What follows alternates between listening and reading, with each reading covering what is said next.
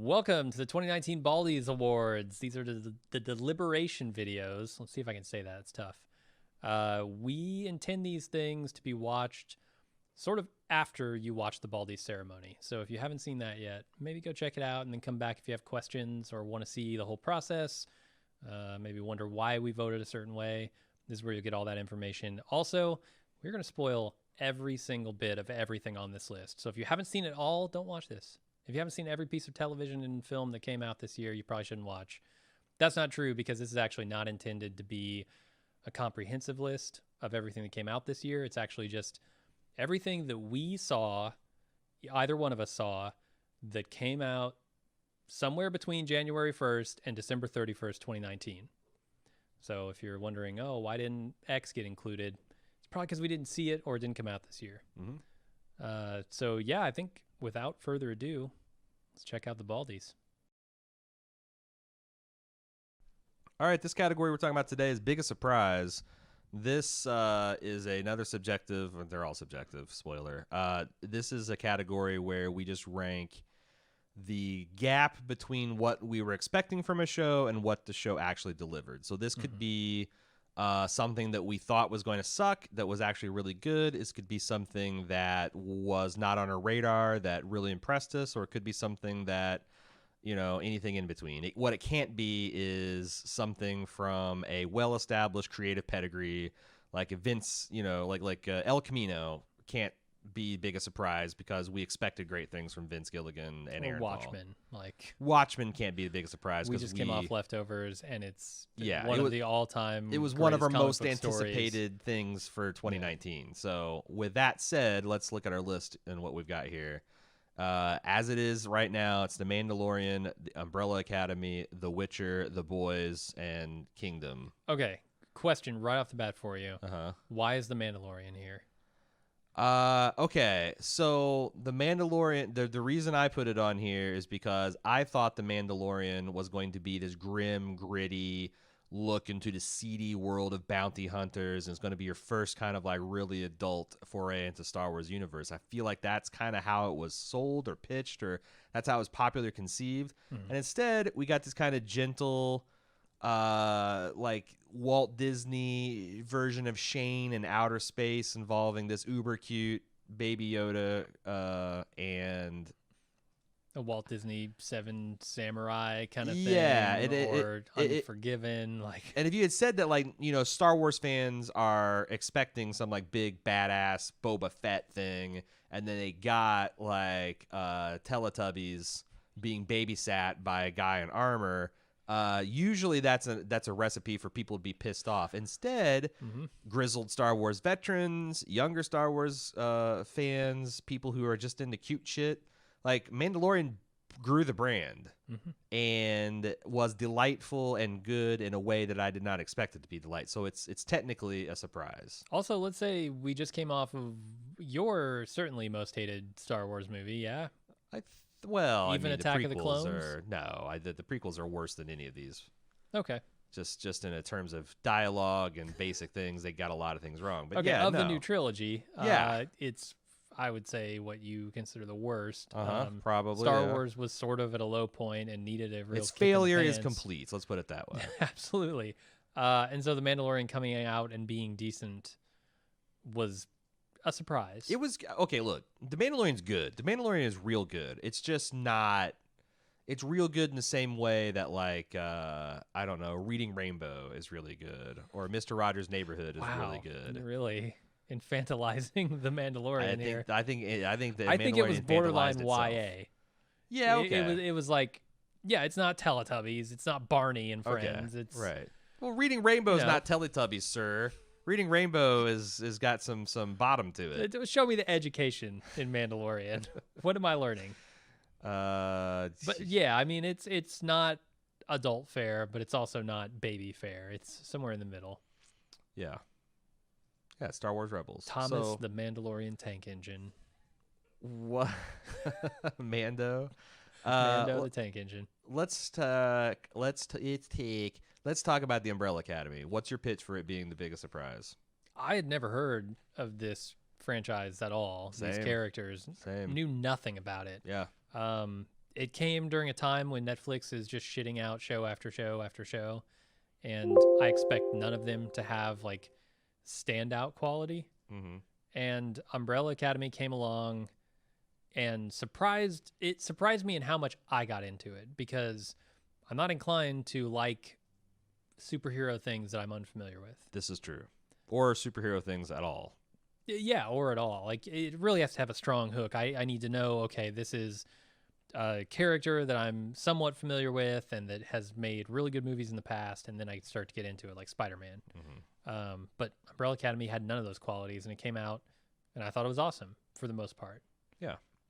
It's a fun subversion of like the X-Men, father, beloved father figure brings these ragtag group. Here you've got like a cold, distant father figure that brings together this, and it doesn't really work. They don't really mesh as a team. In fact, it's a very disillusioned.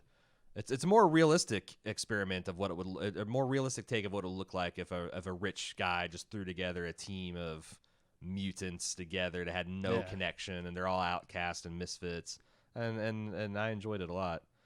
The Witcher. So this is surprising because, number one, I'm not aware of a really good video game adaptation that has been made into a television series.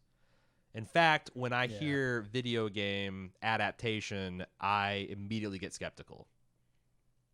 I don't blame you. This also was starring the man most famous for making a series of disappointing and depressing Superman films.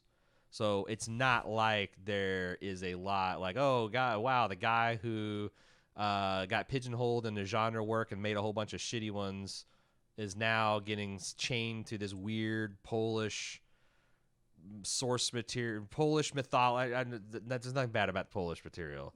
This weird Polish mythology this fucking series awful Polish, that's been adapted to some video games that, and it's Netflix, which, has a reputation for greenlighting anything at this point. Yeah. So like, in fact, I was very resistant when people were like, are you excited about The Witcher? I'm like, fuck no. I've never read The Witcher. Why would you? I've never played the video game Witcher. Yeah. I think the big poster of just like, giant Superman's face and a wig didn't float my boat. It looked dumb. But then when it came out and everybody's saying, oh, wow, I was like, oh, I'm going to watch this. It's going to be stupid and I'm going to shit on everybody and it's going to be great.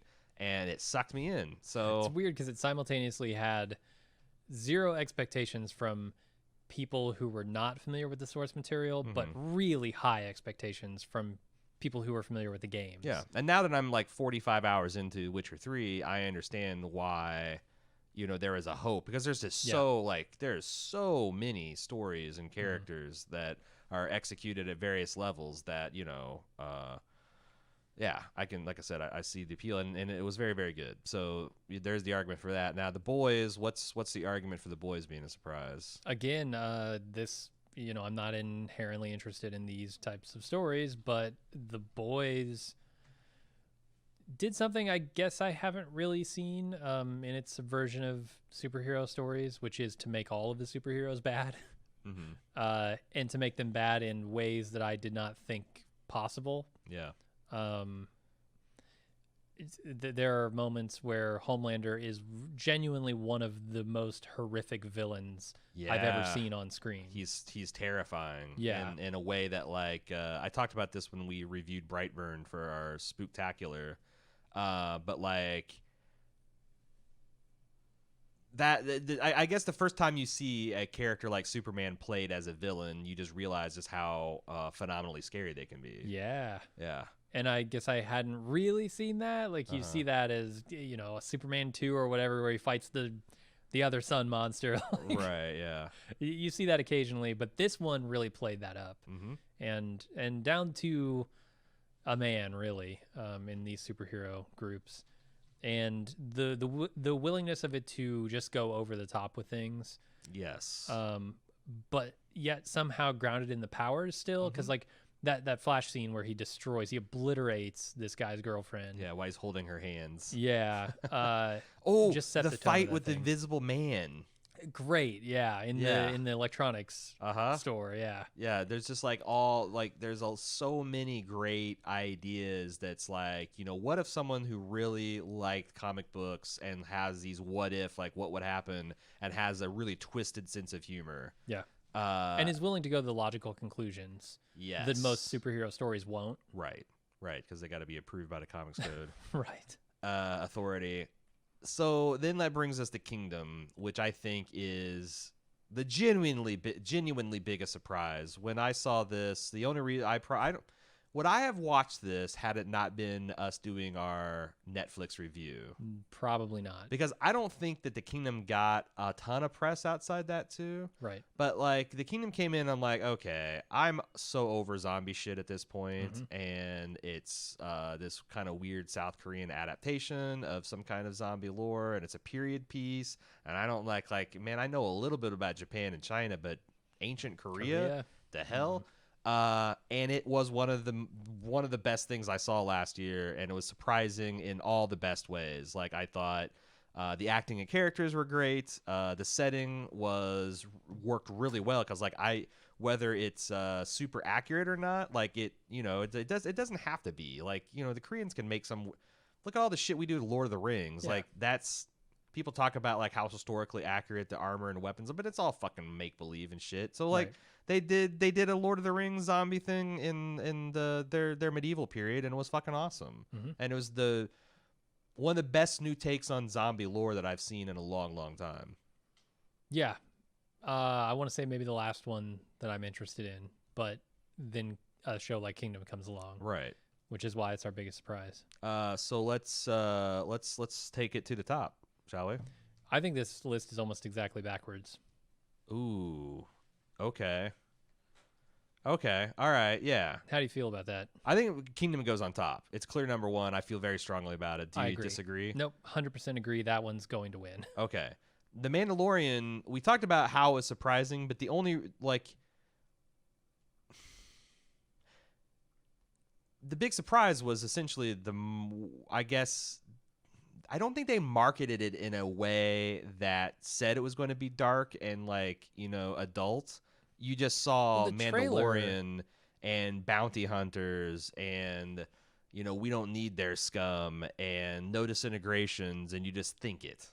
Think it. I thought the trailer portrayed this as more of a dark, gritty tale of bounty hunting. But that's it also was the flagship show on one of the biggest, certainly most well-financed digital streaming services debuting. It's one of the most beloved, largest properties. It's Boba Fett is consistently a fan number one, side character of Star Wars. It doesn't have a lot of surprise going for it other than the fact that it zigged when we thought it was going to zag. And still somehow worked, yeah. I think it's at the bottom. Do you have any serious objection to that? No.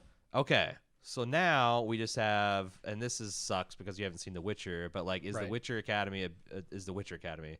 I would love to see the Witcher Academy. Open up the Wolf School again. Let's get some more Witchers. Trials of Grass. Is the Witcher a bigger surprise than Umbrella Academy? How do we resolve this? I legitimately do not know. Well, okay, you don't know, you haven't seen it yourself, but just take it my word that it's good. How surprised were you on hearing that this Witcher adaptation was actually good? And not only good, but it's got legs. People are still fucking talking about that, memeing about that. It regularly is hitting the front page of Reddit still. Yeah, I mean, it's a video game, so I expect it to not be good. Yeah. But also I knew that The Witcher was a good video game, and people liked it because of the stories that it told. That's true. Yeah. So for me, it wasn't a huge surprise that it was good. Also, I haven't played the games. I've seen my wife play a little bit of them, but... Would you say one of the biggest problems with video games and adaptations in Hollywood is that Hollywood doesn't take video games seriously, so they feel like they always have to fix shit? I mean, probably that's part of it, yeah. Yeah, and I feel like that didn't happen in The Witcher. People are just like, you know what? Let's just tell the Witcher story. Yeah. But then again, I guess there's probably people screaming at us from home saying, well, The Witcher's not a video game adaptation. It's from a well-regarded, novel series, so... Uh-huh. But it's not well regarded, from what I understand. I understand that the novels are actually not very good, and it's the video game that popularized those stories. I wonder if that's because I don't know. I need to read them for myself. I know. Everyone all the people I respect who have read the things say that they're not very good. Were it not for the video game, I don't think anyone I would not have heard of The Witcher. No, so I wouldn't either. Having said that, it does seem like it's having a resurgence. Like I just read that their publisher ordered another 500,000 reprints because it's literally flying off the shelf. But yeah, I heard that the guy who wrote the books got real screwed on the video game deal. Did he really? Apparently he's getting. Yeah. Apparently he's making bank on the because he's credited as an executive producer of the show, so he's really getting. Yeah. He's really getting his money from that. So I don't know. Like the thing is, I had zero expectations for Umbrella Academy because I'd never heard of it. So I'd never heard of Umbrella Academy or The Boys. Mm-hmm. I had heard of The Witcher, but my Witcher's expectations were negative. Yeah. So I don't know how to square that. Like, I guess I think here's what I would do. I'd drop the Umbrella Academy down 1. I'd raise The Boys to number 2, and then I would call it a day. Because yeah, I think this is what I really want people to take away from this is if you have Netflix, you should watch The Kingdom. You should watch Kingdom. Yeah. If you're a zombie fan, I can't imagine you won't like it. Yeah, I think this is my list too. This is exactly backward from where we started. So, well, there we go. Biggest surprise is we had the list reversed the entire time.